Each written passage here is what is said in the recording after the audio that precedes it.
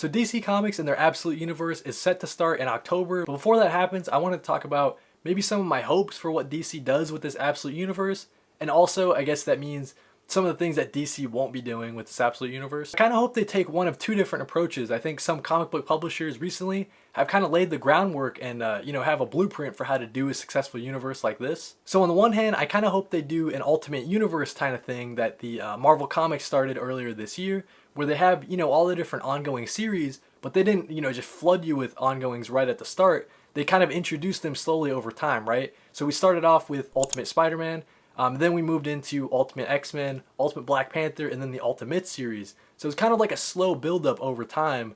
They didn't just, throw 4 different ongoings at you at the start. So I kind of hope that the Absolute Universe, maybe they start with like 1 or 2 series at a time before they just, throw 6 different ongoings at us right at the start. The other option that I see them having is kind of following what the Energon Universe did over at Skybound Image, where at the start they have their Transformers title, they have their Void Rivals title that kind of set the groundwork, and then they introduced their G.I. Joe stuff, where at any point they have different mini-series that kind of introduce different corners of the Energon universe.